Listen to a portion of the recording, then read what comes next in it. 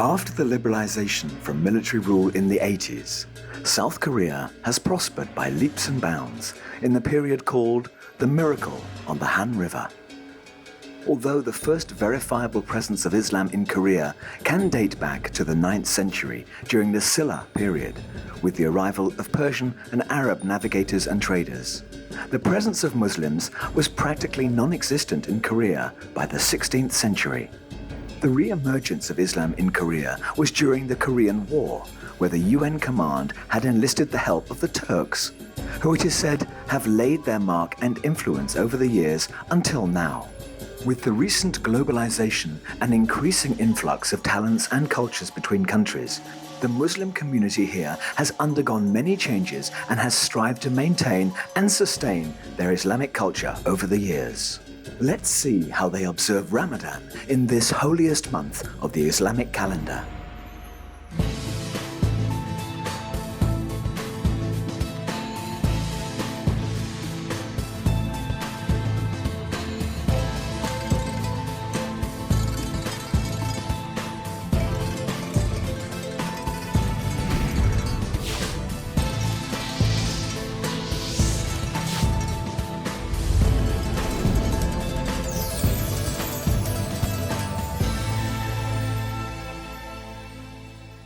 As the pivot of Korea's culture and education, as well as politics and economy, Seoul is the home to many historic sites and places of traditional culture.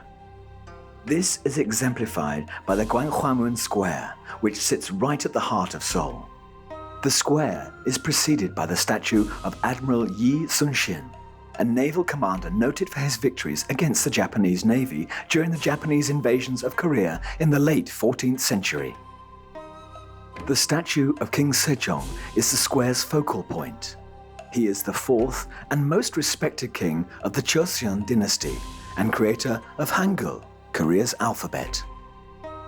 Gwanghwamun is the main gate of Gyeongbokgung, the royal palace. Built in 1395, it is the largest of the 5 grand palaces built by the Joseon dynasty.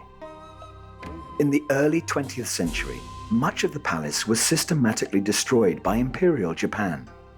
Since then, the walled palace complex has gradually been reconstructed to its original form. Today, the palace is arguably regarded as being the most beautiful and grandest of all 5 palaces. The tradition of the changing of guards at the main gate is still conducted daily and is open to the public. With colourful flags rippling in the morning breeze against the modern skyline of Seoul, the parade of the old guards contrasts sharply against the surrounding spectators and tourists, both shrouded in the amazing mix of the old and the new. In recent years, South Korea has definitely juggled with the best of its past and present to offer the world its unique Hallyu cultures, especially in terms of K-pop, which has enjoyed great popularity in many countries worldwide. Over the years, Seoul has also been the magnet that draws many thousands of foreigners to work and settle here. One noticeably distinct group would be the growing Muslim community. As we venture deeper into the hustle and bustle of the daily lives in Seoul, one could hardly find a Muslim person among the crowds of locals and visitors. This is understandable, as Muslims only account for 0.3% of the total Korean population. Miss Iman Mohamed is from Minnesota in the United States.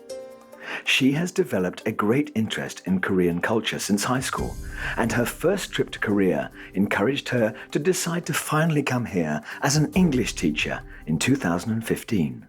When I first came to Korea, I think the one thing that I noticed compared to living in America is the attention you get anywhere you go. You're going to have a lot of people staring at you and maybe even talking about you. But the one thing is that I actually understood what people were saying, and I think that made me more self-conscious. But at the same time, being a Muslim woman right now, anywhere in the world, you tend to get attention, especially if you wear hijab. So it's something you have to get used to. So if you come to Korea, just know, and you wear the hijab, that you will get a lot of attention, but it's not necessarily in a negative light. So in the morning during Ramadan, I actually tend to stay up the night before and I do like any of my work because that's when I have the most energy and I'm able to eat. So I do my school gradings, I Skype with my family, and then I eat right before Fajr and then go to sleep right after Fajr and wake up around 10, 11 a.m., get any last minute prep for my classes because I have to teach that day, and then I head out to work. And then after I finish working, I actually go and buy whatever I need there's a supermarket close to my house, and I buy whatever I need and bring that home, and then I can prepare for the rest of the week. Sahur is the pre-dawn meal before the first light of day appears. It is a traditional part of the fast in Ramadan and is intended to last the Muslims throughout the day. For Iman, living as a minority in Korea, she has to make do with the available resources to prepare her sahur meal every morning.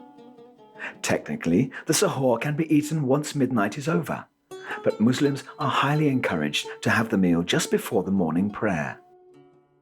So for prayers, it's actually a little bit complicated because it's easy to pray at home, but once I'm out of the house, I have to be creative. If I'm going like shopping or whatnot, then I can pray in, let's say, a fitting room or just like a hallway that's not that busy. But at work, it's actually really hard to pray because I have a lot of students running around and our hagwon is really, it's just really compact. And so there aren't any like quiet areas. We use every space of our school. So on days like that, I just have to come home and make up those prayers. But if I'm out and about with friends, then we kind of like scope the area and we're like, okay, when it's time to pray, what are we going to do?